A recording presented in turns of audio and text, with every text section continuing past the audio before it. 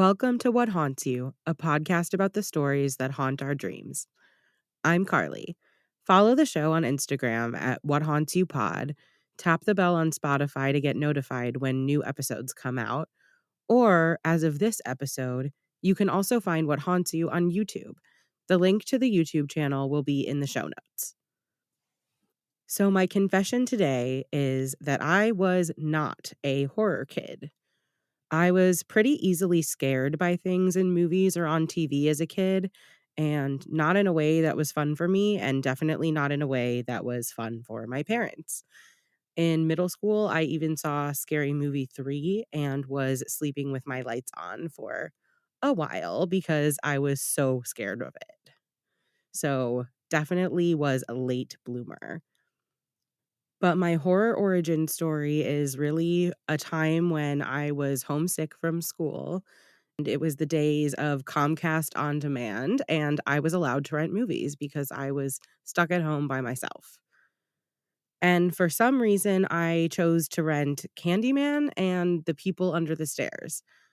I'm not even really sure why I rented them. I definitely was not confident in my ability to watch horror movies. I think it was probably helpful that it was during the day because I definitely had no reason to think that I wouldn't be too scared. I'm pretty sure that I thought Candyman was going to be a generic slasher movie, and I'm also pretty sure that I thought The People Under the Stairs would be a ghost story or something because the poster really gives haunted house vibes. And I suppose in some ways it is haunted house, but just not in the traditional sense. So I'm watching these movies back to back, and I like both of them so much that I'm actually watching them a second time before the rental period expires. And look, I grew up in the suburbs. I was pretty ignorant to issues relating to things like race or class. I understood that these were issues that had existed and maybe even still existed, but I definitely didn't have any sort of grasp on those issues in my teen years. But I did understand that that's what these movies were about. I mean, it was laid out directly enough to even be clear to an ignorant kid like me. Candyman is a movie that is unapologetically about race. Not just about race, but about the legacy of slavery in this country. It was also in a way about the unofficial segregation that was still going on at the time and is arguably still going on today. The People Under the Stairs, under the weirdness of it all, was essentially a movie about immoral and wealth hoarding white landlords taking advantage of a community full of mostly people of color who just needed a place to live. So I'm watching these two movies that have all this important and interesting commentary, and it's not the subtext of the movie, it's just what the movie is plainly about. This is also why it's so interesting that today people will talk about how horror has become too political in the last 10 years or so, or people claim that it's too woke now, which we obviously know is a racist dog whistle anyway. But these kinds of themes have been present kind of the whole time horror has existed. And movies have similarly been affected by the oppressive systems and ideologies that have been dominant at different periods of time. But for me, since diving into the genre over the last 15 years, I have continued to appreciate the way that these themes have been a constant throughout horror. And that even though sometimes this had to be more coded and under wraps, it was really always right there waiting to be unwrapped. Horror has always been political, whether that is the political messaging it might have or the impacts of political issues on what is in the minds of directors and writers. It concerns itself with the plight of the outsider, the fears of what can be done to humans by the unknown, and also what humans can be capable of at their most malicious or their most naive. Horror has loved an underdog since before movies even really existed. Horror movies have also evolved over time in ways that reflect what kinds of messages were allowed to be addressed and what topics were restricted or off limits to film creators at different times, either because of the production code, because of the studios, or just because of society in general. In this series of episodes, we're going to make our way through different eras of horror movies, starting a century ago in the 1920s.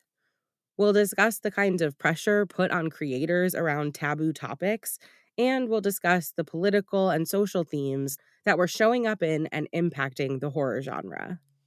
So I'm sort of starting in the 1920s, 100 years ago. But before I get into it, something that I think is important to name when discussing these very early days of motion pictures is that the first feature length film made in the United States was Birth of a Nation. I have not seen Birth of a Nation. I don't think I plan on watching it at any point soon, but it is infamous for its racism, from the plot to the characters portrayed as racist caricatures by white people in blackface, and its glorification of the KKK. This being the first American feature film seems fitting for a nation with such an intense history of racism.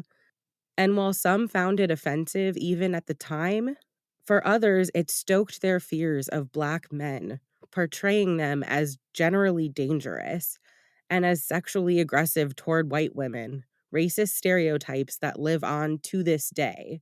There is a pretty direct line that can be drawn from Birth of a Nation to the lynching of Emmett Till a few decades later, who was falsely accused of hitting on a white woman.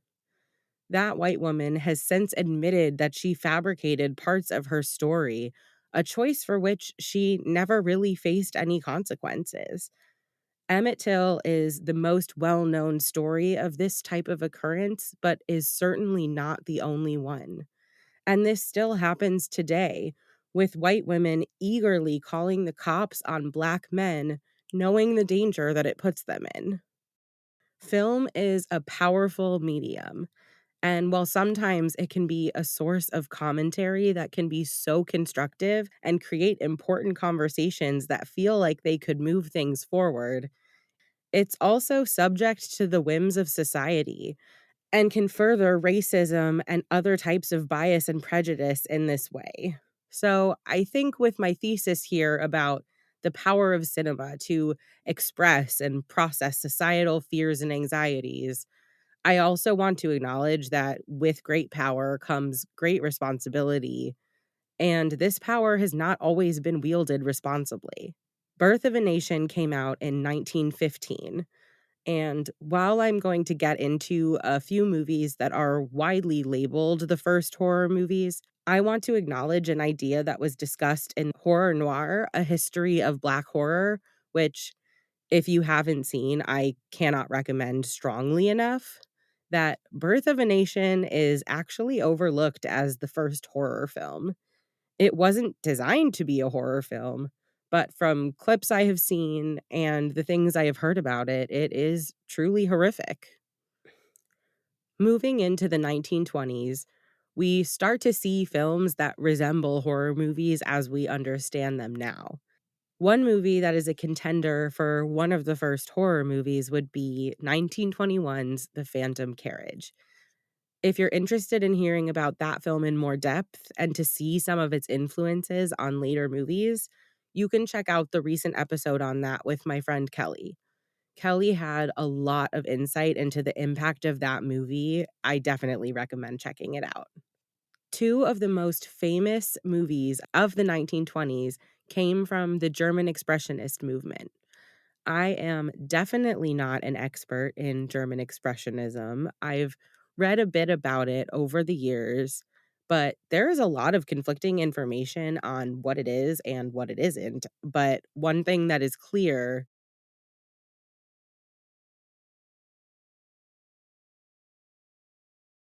The Cabinet of Dr. Caligari and Nosferatu are each often credited with being the first horror film, but are also examples of German expressionist film as far as I understand it, with Nosferatu also kind of having a sprinkle of romance in the mix too.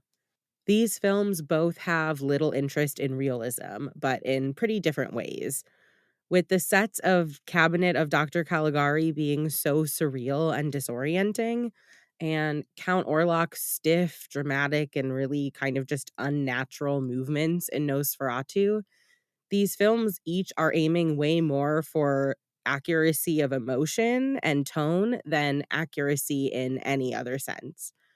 The goal is to evoke emotions like dread, anxiety, devastation.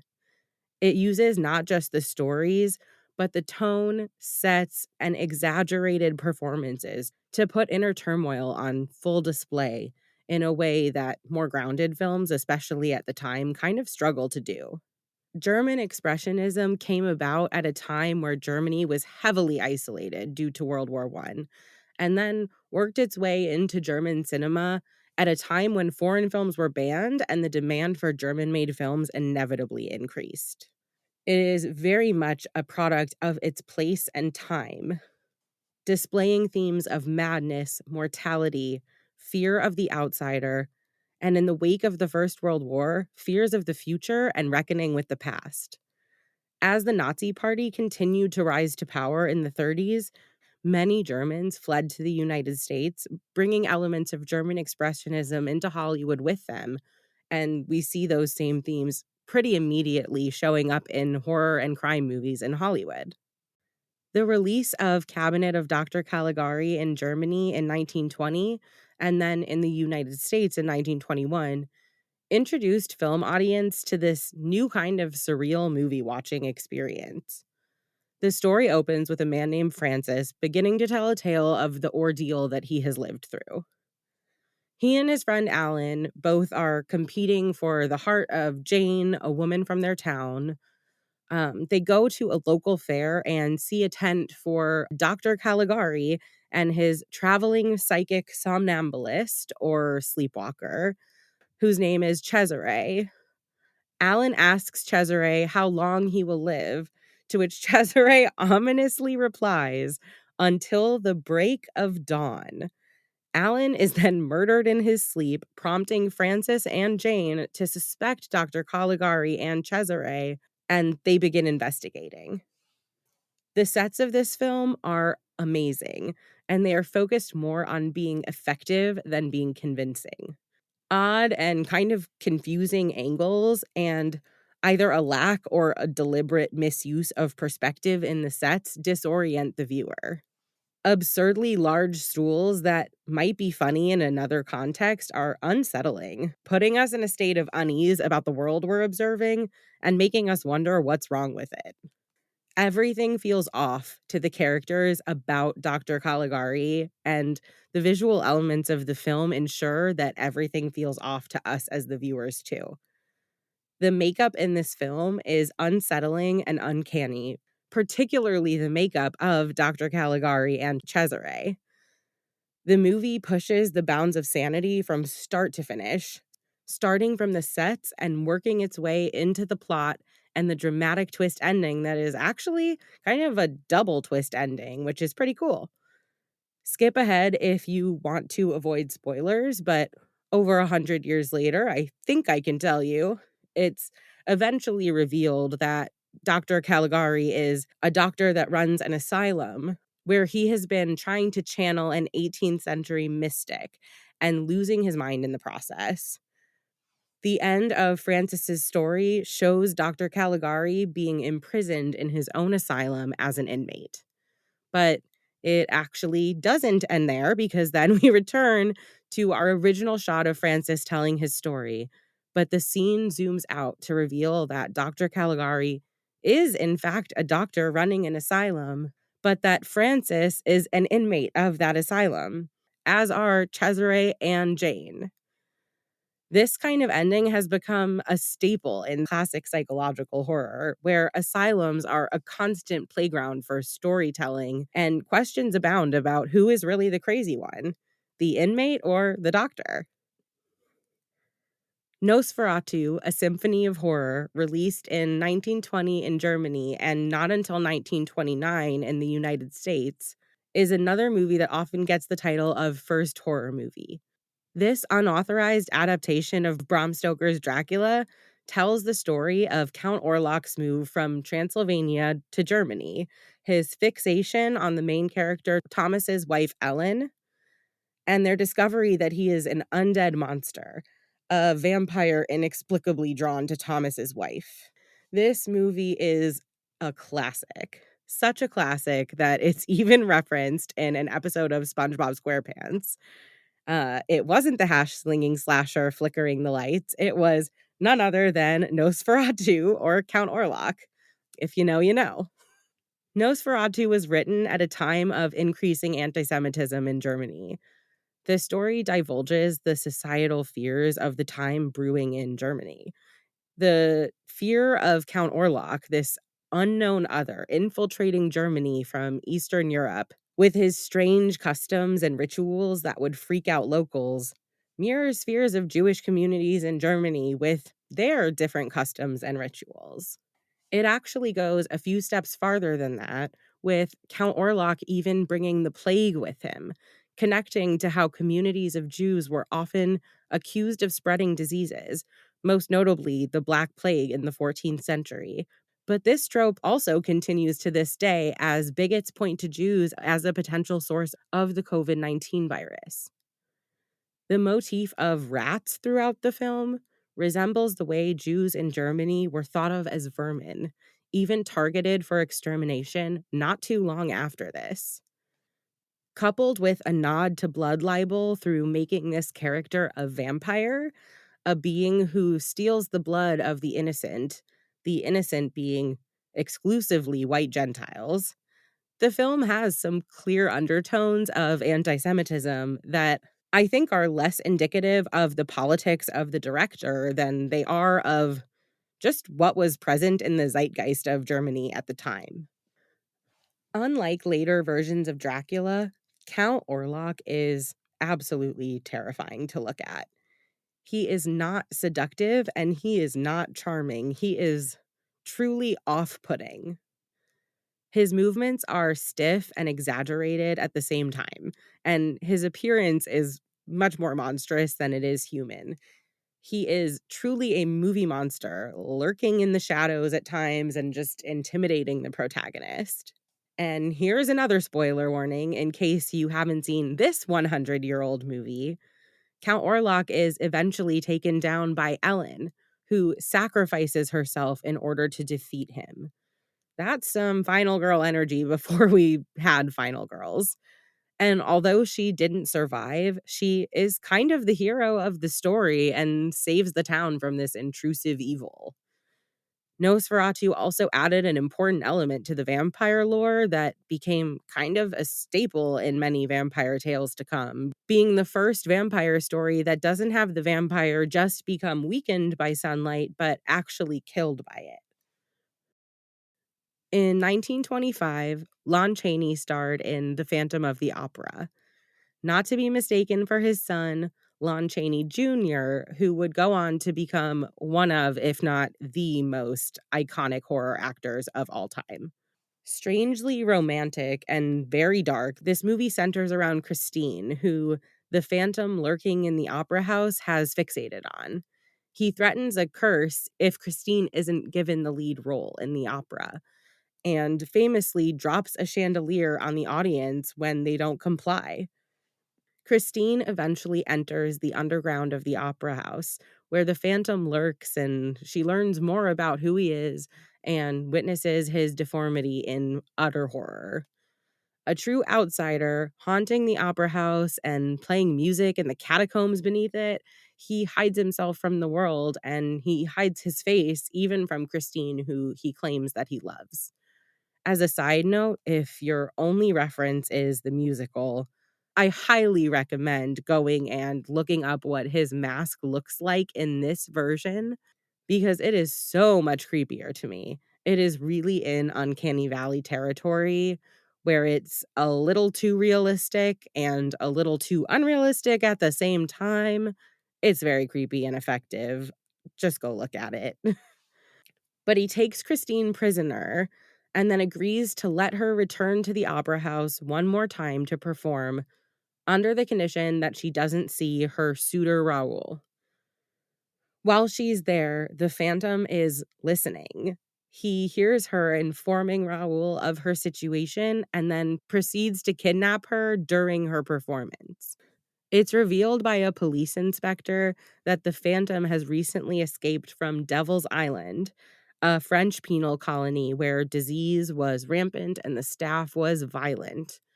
As Raoul and his brother look for Christine, the Phantom traps them and is about to kill them when Christine offers herself as his bride in exchange for their lives. Women have truly been sacrificing themselves to defeat horror movie villains for 100 years.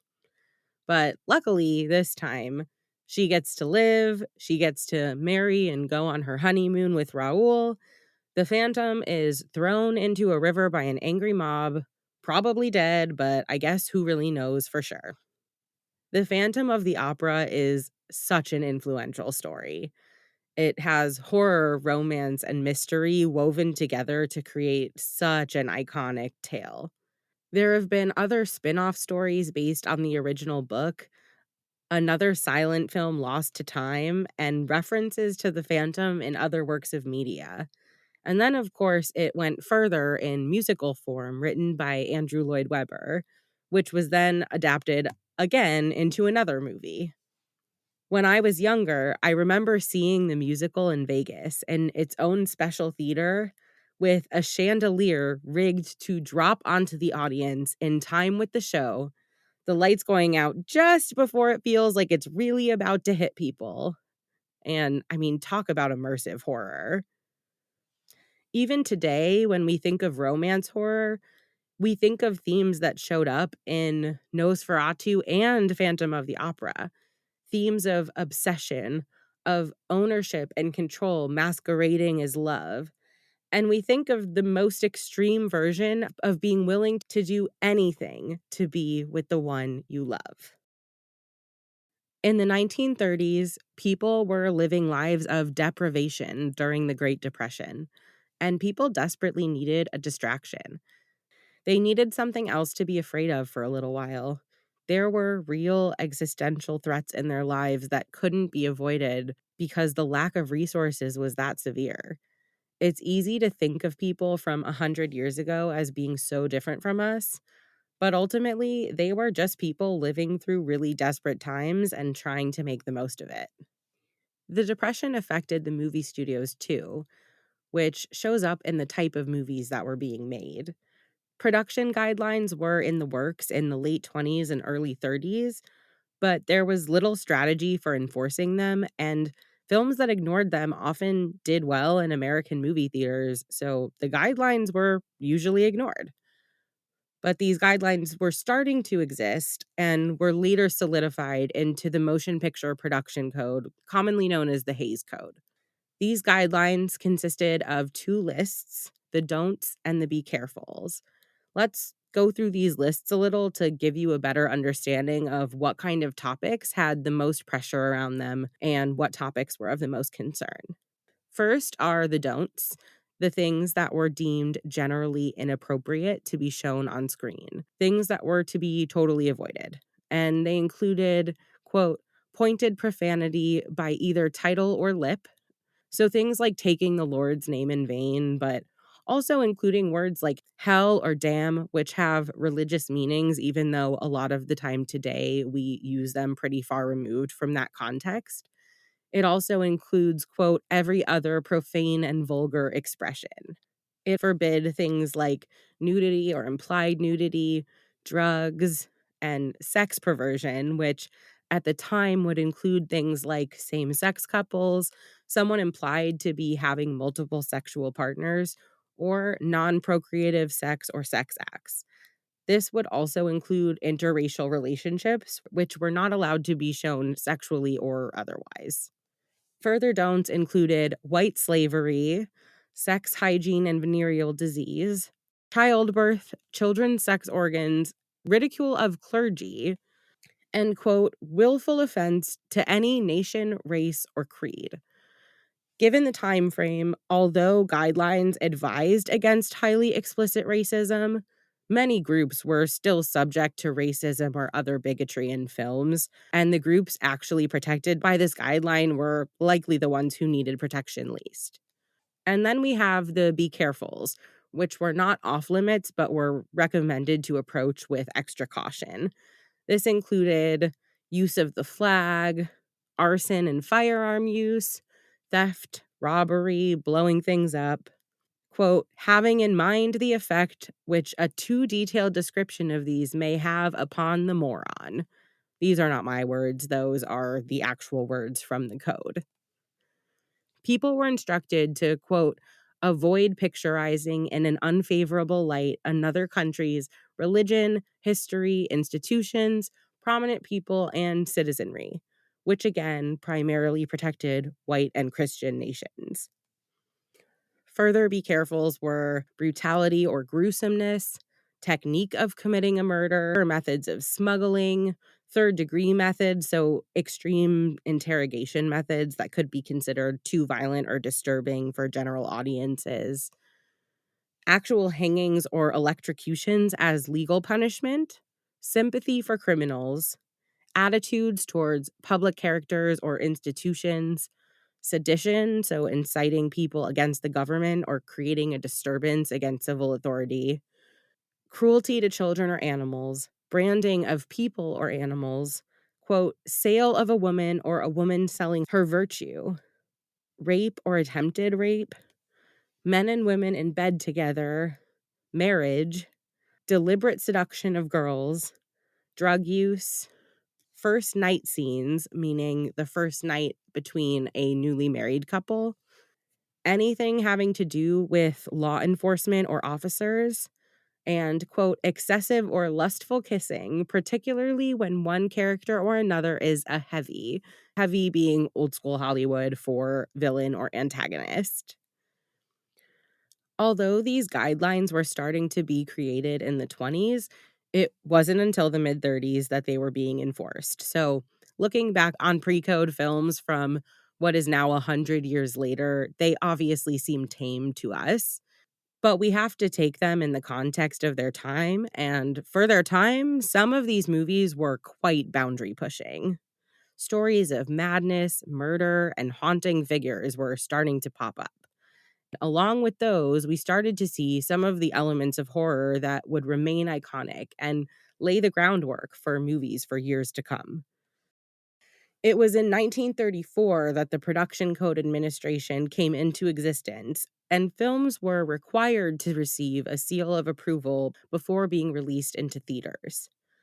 This was also the time when movies were becoming talkies and silent films were falling out of fashion. So, this was a really big time for film history, and a lot of changes were happening all at once. The production code was not government created, but was more like an effort to avoid any government censorship that they could receive if movies continued to push the limits of societal acceptability, bearing in mind that such government imposed censorship could be even more extreme and, to put it simply, be a pain in the ass. The code was meant to deal with what were considered the lowered morals in Hollywood, which many prominent figures of the time associated with the Jewish creatives that were finding success in early Hollywood. Joseph Breen, the Catholic head of the Production Code Administration, said in a letter to the editor in a Jesuit publication, quote, these Jews seem to think of nothing but money making and sexual indulgence. 95% of these folks are Jews of an Eastern European lineage. They are probably the scum of the earth. Yikes. The longtime association of Jews with monetary greed and sexual perversion loom large over the concerns about the movies being made in Hollywood at the time. And the code's guidelines seem to be at least partially focused on maintaining what are considered Christian values. Once the Hays Code went into effect, the Hollywood studios had to make horror movies that could fit into the code enough to be approved and shown. And with the enforcement of the moralistic production code, this means monster movies where the monsters are always taken down in the end. I'm not going to get too deep into the Universal monsters because I may just make that its own episode at some point because there are so many of them and so much to talk about. But the point is, Hollywood wasn't ready to allow monsters to win and the supposed good guys to lose. Despite having to kill them off, some monsters were still shown a lot of sympathy by filmmakers at the time. Movies like Frankenstein and the Wolfman are particularly sympathetic to their monsters, with Frankenstein not really understanding humanity or his own strength. And in the Wolfman, he doesn't really want to be violent. He just can't help it because he is a werewolf. Neither of them really wanted or asked for their situations. In addition to all of the monster movies, in the aftermath of the success of Frankenstein, mad scientist movies take off running. Even today, Hollywood loves to cash in on a good idea and see how many ways it can reshape an idea while still being successful. And you can really see mad scientist movies following this pattern around this time. In the wake of the First World War, people had seen the horrors that science can bring, and this worked its way into the films of the time, like The Island of Lost Souls, Dr. X, and Invisible Man. I love the mad scientist trope, and maybe that's another thing I can come back to as its own episode in the future because I can't get all the way into the weeds on it right now. But I am going to put a link in the episode description to a video podcast about the evolution of the mad scientist beyond just this time period, and that goes into way more depth than I have time for today. In the 1930s, movie mad scientists were focused on human experiments. Sometimes they are trying to do good in the world, and their intentions lead them to horrific actions in the name of science and progress. Sometimes they are driven mad by performing tests on themselves, leading them to further horrific actions against their communities and the people they love. Sometimes existential fear is driving them to find ways to stave off death, but since death is always inevitable, these experiments have unexpected consequences. Sometimes these mad scientists are nefarious, and other times they are simply egotistical. Then there were some other movies around this time that don't fall into either of those categories, but are really amazing movies that you can trace a lot of horror elements back to. And the ones from the pre-code 30s are pretty dark, even by today's standards. One of my favorite movies from this decade is Todd Browning's Freaks from 1932. I'll probably do a whole episode on this eventually too, but I can't talk about this decade without talking about this absolute masterpiece of a film. This movie follows around a traveling circus and sideshow and the community that is established within that world. There are some characters that are able-bodied with no physical differences who have different circus acts like Cleopatra, the kind of sinister trapeze artist, Hercules, the strong man, and Froso the clown. There are plenty of other characters like this too who have different types of acts in the show. And then there were the people who were famous sideshow performers in real life, such as siblings Harry and Daisy Earls, who were little people, conjoined twins Daisy and Violet Hilton, and what they used to call a pinhead, but is a person with microcephaly named Schlitzie, and several other famous sideshow performers with various limb differences. This movie shows a lot about the relationships between the different performers and what their community is really like. Despite its outdated and weird language, it's actually a really sympathetic view of people that most Americans at the time had only ever seen in actual sideshows because they were often kept from being seen much in public outside of that. It's kind of an ensemble movie with a couple of different plot lines happening at the same time. But the central story is the story of Cleopatra finding out that Hans, played by Harry Earls, is waiting on a large inheritance from a recently deceased relative. She manipulates him into buying her lavish gifts, and tricks him into marrying her, intending to poison him and inherit his money. This is all while she is sleeping with Hercules and making plans with him for when she gets her hands on the money. They laugh and make fun of Hans's size and the fact that he thinks she could really love him. Then Cleopatra drunkenly humiliates Hans at their wedding. Hans starts scheming with the other so-called freaks to catch her trying to poison him. At a time where people with physical differences were so incredibly ostracized, we actually see them as the good guys who are forced to take justice into their own hands because they're not a group of people that anyone is particularly interested in standing up for. The film highlights the humanity of these so-called freaks and the inhumanity of the people that society deems normal.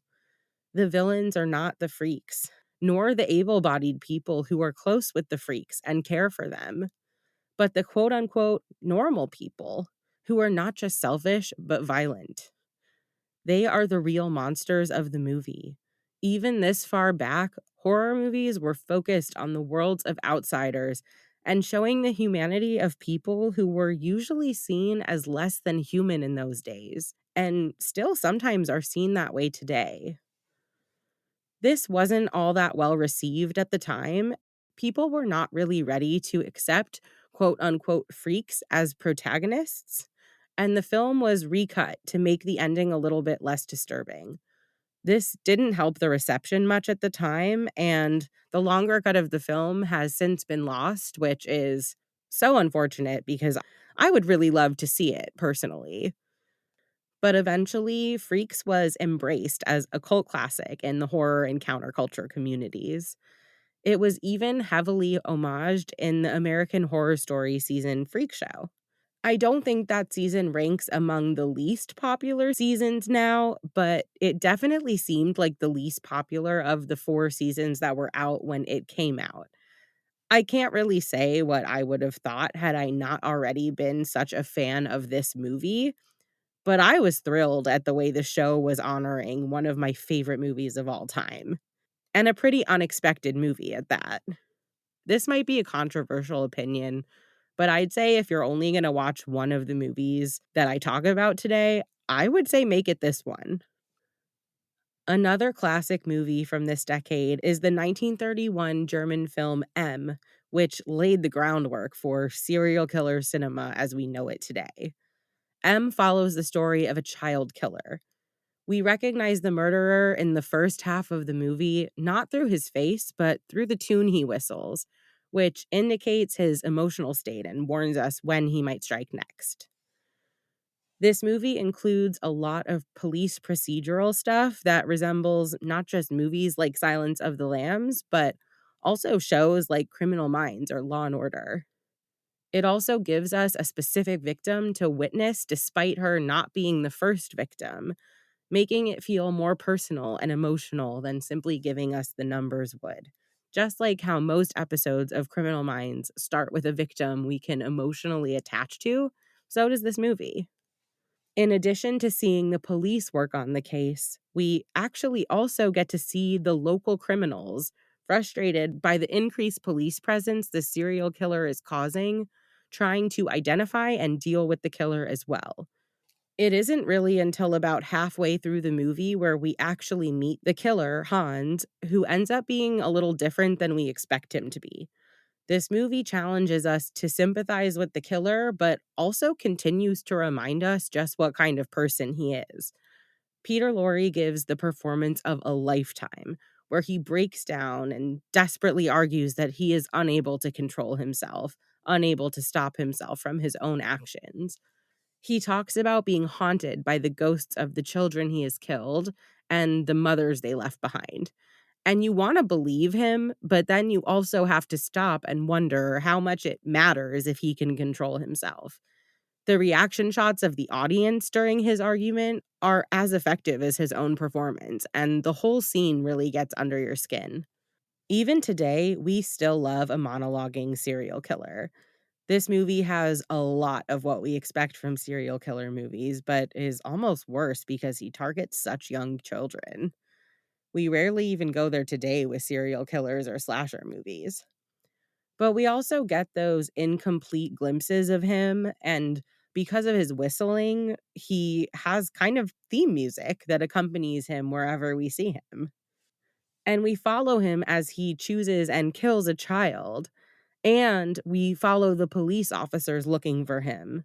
We also follow the other criminals looking for him, which is a pretty interesting addition. And the serial killer performance is so good. I would honestly put this performance of the serial killer psyche right up there with Anthony Hopkins as Hannibal Lecter or Christian Bale as Patrick Bateman in American Psycho. In 1932's Most Dangerous Game, we get another kind of killer. Similarly to the way parts of M are carried into more modern hunt a serial killer movies, this movie laid the groundwork for the kind of cat and mouse movie where the killer makes a game of killing. When I rewatched this movie for this episode, I actually watched a restored colorized version of the movie, which was pretty cool to see because I had only seen the black and white version before. In this movie, a shipwreck strands big game hunter Bob Rainsford on what is thought to be an uninhabited island. He soon finds Count Zaroff living in a chateau on the island, and he is not the only shipwreck survivor. It seems that this is a common occurrence for the island and a common occurrence for Count Zaroff. Eve, one of the other castaways on the island, reveals to Bob that two of the previous men that had been there have disappeared. The two of them snoop around and eventually discover the trophy room, which is full of human heads. Upon discovering them sneaking around and impressed by Bob's big game hunting experience, Count Zaroff offers Bob to hunt with him, to which Bob replies, "I'm a hunter, not an assassin," which I think is partially what the movie is about, the ethics of big game hunting or trophy hunting. Since he refuses, he becomes the game. And because he's a hunter, he really is the most dangerous game. It is now hunter versus hunter. The movie title serves as a double meaning, referring both to game as in what it is that you hunt, and game as in literally playing a game, because according to Count Zaroff, quote, hunting is as much a game as stud poker. He gives Eve and Bob a head start after assuring them that he will not kill Eve because, quote, you don't hunt a female animal, and calls it a game of outdoor chess. And it kind of is outdoor chess.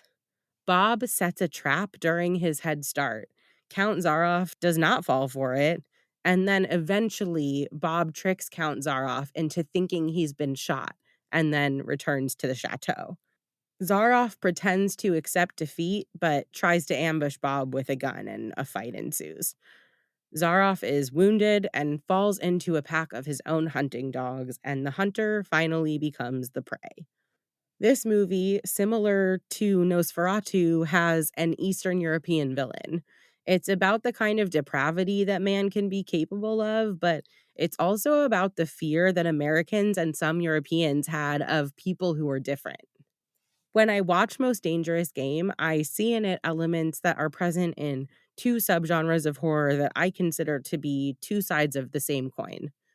On the one side, we have house of horror type movies, where unsuspecting people end up in a house where they are targeted by the people who live there. Movies like House of a Thousand Corpses and Texas Chainsaw Massacre come to mind. In both cases, the killers are very blatantly hunting their victims. Leatherface and his family are easy to see as hunting because they are actually planning to eat their victims.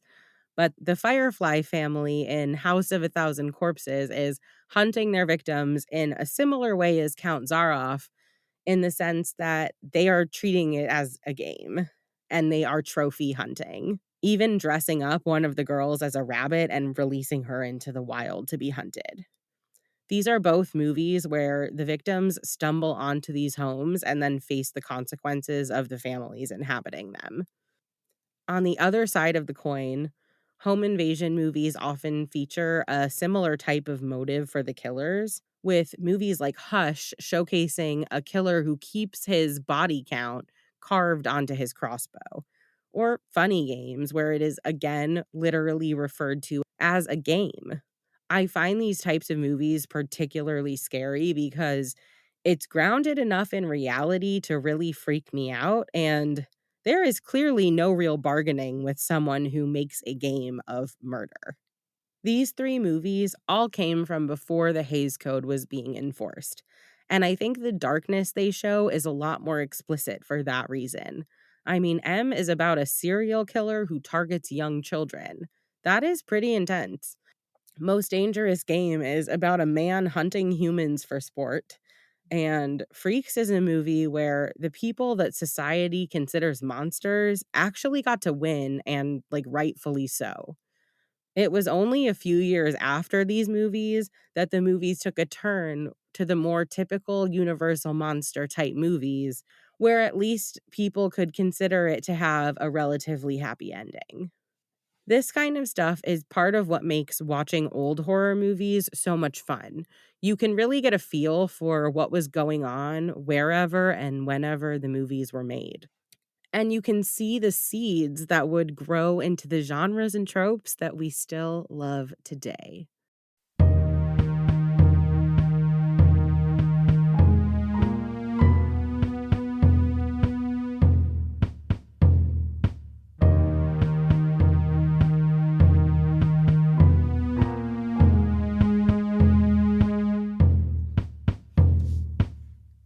Thanks for listening to the first episode in my Horror Through the Decades series. I hope this inspires you to watch some old movies and see what you think. If there aren't enough for you in this episode, you can also check out our recent episode with my friend Kelly about the Phantom Carriage. We will keep moving forward in this series into the 1940s and explore the impact of World War II on horror films.